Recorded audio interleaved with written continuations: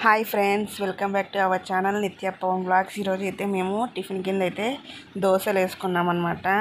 ఈ దోశ అంటే నాకు చాలా చాలా ఇష్టం. 3 పూటల దోశ పెట్టినా హ్యాపీగా తింటాను. కాకపోతే అది నేను చేసుకున్న దోశ అయితేనే నాకు ఇష్టం అనమాట. ఇప్పుడైతే నేను రాయలసీమ స్పెషల్ ఎర్రకారం దోశ అంటే ఉల్లిగడ్డ కారం వేసి చేస్తారు కదా, అలా ప్రిపేర్ చేసుకుంటున్నాం అనమాట.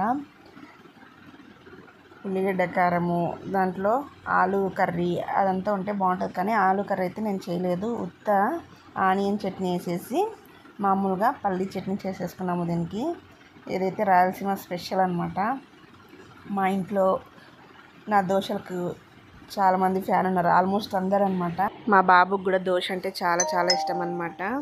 బాక్స్కి కూడా టిఫిన్ దోశ తినేసి మళ్ళీ లంచ్ బాక్స్కి కూడా దోశ తీసుకుపోతాడు అనమాట. కొన్నిసార్లు అయితే అంత ఇష్టము. స్నాక్స్ కింద కూడా ఒకసారి స్కూల్ నుంచి వచ్చిన తర్వాత ఏమైనా స్నాక్స్ తింటామంటే నాకు దోశ కావాలి, దోశ వేసి అంటాడు.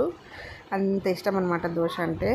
ఇప్పుడు దోశలోకి అయితే బుడ్డల చట్నీ, తర్వాత కారం దోశ, ఇది అనమాట మా టిఫిన్ అయితే ఈరోజు. మా వారిని అడిగాను ఎలా ఉందండి టేస్ట్ అంటే, చాలా బాగుంది అంటున్నాడు. సో మీరు ఎలా చేసుకుంటారు దోశలు, మీలో ఎంతమందికి దోశలు అంటే ఇష్టము అనేది అయితే తప్పకుండా కామెంట్లో చేయండి. మా మామయ్య అయితే దోశలు తినాడనమాట. మా మామ కోసం అయితే రొట్టె ప్రిపేర్ చేసాము. కొద్దిగా రాత్రి మిగిలిన రైస్ మిగిలింటే దాంతో ఆనియన్ రైస్ చేసినారనమాట మా అత్త. మాకు టిఫిన్ తిన్న వెంబడే టీ తాగే అలవాటు ఉంది. సో మా అత్త అయితే మా అందరి కోసం టీ చేశారు. ఇప్పుడు మేమందరం కూర్చొని టీ తాగే టైంలో కానీ లంచ్ చేసే టైంలో కానీ మేమందరం కూర్చొని తింటామన్నమాట.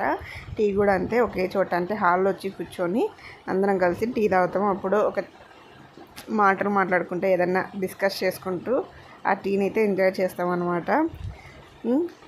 పిల్లలందరికీ అమ్మ కంటే నాన్న ఎక్కువ ఇష్టం. ఎందుకో తెలుసా? నాన్న అంటే ఒక ఎమోషన్. మార్నింగ్ నుంచి జరిగిన విషయాలన్నీ నాన్న ఆఫీస్ నుంచి రాగానే నాన్న అమ్మ ఇలానేది, నాన్న అమ్మ అలానేది, నన్ను తిట్టింది, నన్ను కొట్టింది, కంప్లైంట్ల మీద కంప్లైంట్లు పోతాయి. నాన్న వస్తే ఫ్రీడమ్, రెక్కలు వచ్చేసాయి. మీ పిల్లలు కూడా ఇంతేనా? ఇలాగే చేస్తారా?